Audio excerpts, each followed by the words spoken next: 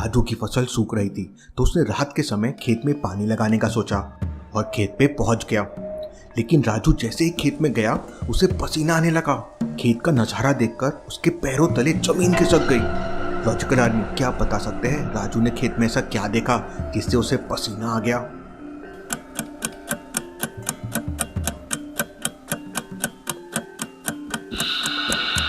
ध्यान से देखिए, हवा लेफ्ट से राइट की तरफ चल रही है, इसलिए सारी फसल उसी साइड झूम रही है। लेकिन खेत के किनारे पे लगे हुए पेड़ों को ध्यान से देखिए, पेड़ों की पत्तियां राइट से लेफ्ट की तरफ जा रही है। अब भला ऐसा कैसे हो सकता है? इसी से राजू समझ जाता है यहाँ पर जरूर कुछ बहुत बड़ी गड़बड़ है। राजू एकदम घबरा जाता है और किसी तरह भागते हुए अपनी झोपड़ी के अंदर चला जाता है।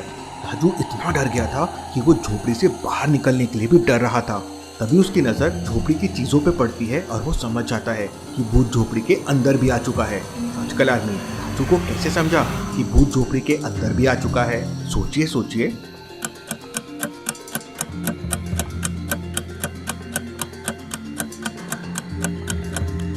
झोपड़ी में लगी मोमबत्ती को देखिए, झोपड़ी में बस एक मोमबत्ती है लेकिन सब चीजों की शैडोज अलग अलग डायरेक्शन में जा रही है। ऐसा कैसे पॉसिबल है? भूत भूत भूत! राजू एकदम डर जाता है और झोपड़ी से बाहर भाग जाता है। भागते भागते राजू एक जंगल में पहुंच जाता है। जंगल में उसे किसी के होने का एहसास होता है। ऐसा तो नहीं वो भूत मेरा पीछा कर रहा हो? कोई राजू का पैर पकड़ता है और वो धड़ाम से नीचे गिर जाता है। कौन है? कौन है? राजू वापस उठता है और भागते भागते एक कब्रिस्तान में पहुंच जाता है। वहाँ कब्रिस्तान के पास एक लड़की कुछ कर रही थी। सुनिए जरा। वो लड़की राजू के पास आती है। उस लड़की के हाथ में एक अलग तरह की घड़ी थी और उसने एक स्पेशल तरीके का बैग लगाया हुआ था जिसके अंदर धुआं भरा हुआ था और थोड़ा बाहर निकल रहा था। आप इतनी रात को यहाँ क्या कर रहे हैं? आपको इतना पसीना क्यों आ रहा है? जी मैंने अपने खेत में पानी लगाया था और वहाँ भूत आ गया है। वो लड़की तुरंत जाने माने कोस्ट हंटर यश को कॉल लगा देती है। यश उस समय एक गुफा के अंदर भूतों के बारे में इंफॉर्मेशन कलेक्ट कर रहा था। यश के पास गुफा से बाहर निकलने के लिए 3 रास्ते थे। पहले रास्ते में गुफा की दीवारों पर बहुत सारे सांप घूम रहे थे, दूसरे रास्ते में गुफा के नीचे जमीन पर बहुत सारे सांप थे और तीसरे रास्ते में गुफा की छत पर बहुत सारे सांप लटक रहे थे। क्या आप बता सकते हैं तीनों में से कौन सा रास्ता यश लेगा? सोचिए सोचिए लॉजिकल आदमी।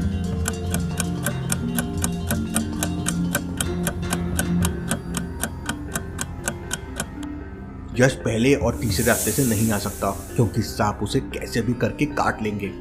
लेकिन यश दूसरे रास्ते से जा सकता है क्योंकि सांप नीचे जमीन पर है और गुफा काफी सक्रिय है। यश गुफा की एक दीवार पर पैर रखेगा और दूसरी दीवार पर हाथ रखकर धीरे धीरे ऊपर से निकल जाएगा और सांप नीचे के नीचे रह जाएंगे।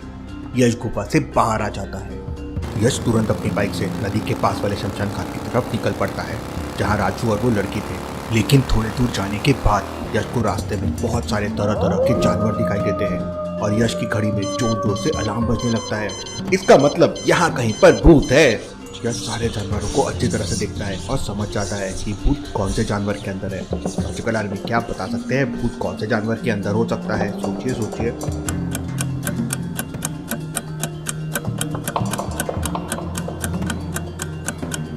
छोटे से हाथी को ध्यान से देखिए, उसके बड़े बड़े दांत हैं। अब भला ये कैसे हो सकता है? इतने छोटे उम्र में इतने बड़े बड़े दांत। यश को डाउट होता है।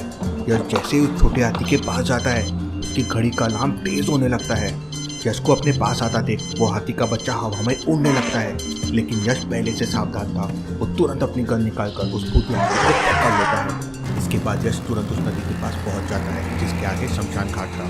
यश की बाइक में एक स्पेशल फीचर था और उसकी बाइक हवा में उड़ सकती थी, लेकिन आज वो फीचर काम नहीं कर रहा था। गोलमाल है भाई, सब गोलमाल है। अब तो मुझे खुद नदी पार करके शमशान घाट जाना होगा।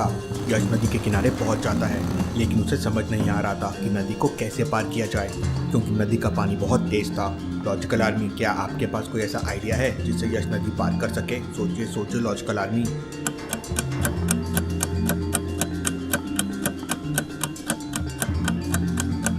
ध्यान से देखिए, नदी के इस किनारे पर एक बरगद का पेड़ लगा हुआ है और सामने दूसरे किनारे पर भी एक पेड़ लगा हुआ है। यश बरगद के पेड़ की लंबी लंबी रस्सियां तोड़कर उन्हें जोड़ लेता है। उसमें एक पत्थर बांधकर दूसरे किनारे पर लगे पेड़ की तरफ फेंक देता है जिससे बरगद की लकड़ी उस पेड़ से बन जाती है और यश उसकी मदद से नदी पार कर लेता है। नदी पार करने के बाद यश सीधा शमशान घाट पहुंच जाता है जहाँ पर राजू और वो लड़की खड़ी थी। मैं हूँ यश द गोस्ट हंटर, बताओ कहाँ पर है वो भूत। तब राजू यश से कहता है सर भूत मेरे खेत में है। इसके बाद यश, राजू और वो लड़की खेत की तरफ निकल पड़ते हैं। खेत पर पहुंचते थे वो लड़की यश से कहती है सर ये भूत यहीं कहीं आसपास है। तुम्हें कैसे पता कि भूत आसपास है? मेरी घड़ी अभी कोई सिग्नल नहीं दे रही है, इसका मतलब भूत यहाँ पर नहीं है। लेकिन वो लड़की 100% श्योर थी कि भूत यहीं पर है और वो अकेले ही भूत को ढूंढने लगती है। लगता है ये लड़की पागल है। लेकिन तभी अचानक यश की घड़ी पे रेड सिग्नल आने लगता है। यश तुरंत चारों तरफ ध्यान से देखने लगता है तो उसे समझ में आ जाता है कि भूत कहाँ पर है। लॉजिकल आर्मी, क्या आप इस सीन को देख के बता सकते हैं भूत कहाँ पर है? सोचिए लॉजिकल आर्मी।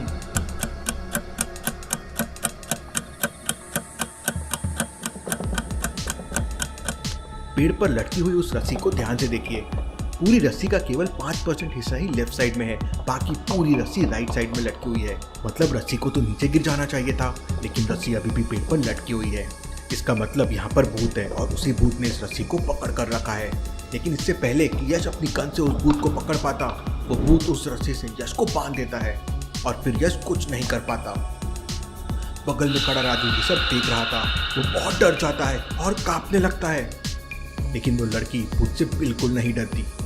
वो भूत को पकड़ने की कोशिश करने लगती है। भूत दिखाई नहीं दे रहा था तो लड़की उसे पकड़ नहीं पा रही थी।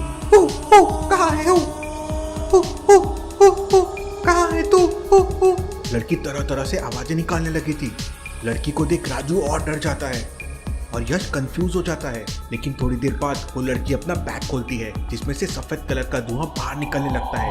देखते ही देखते सारा धुआं फैल जाता है और वो भूत उस धुएं में दिखने लगता है। लॉजिकल आर्मी, क्या आपके पास ऐसा कोई आइडिया है जिससे लड़की वो भूत को पकड़ सके? सोचिए लॉजिकल आर्मी।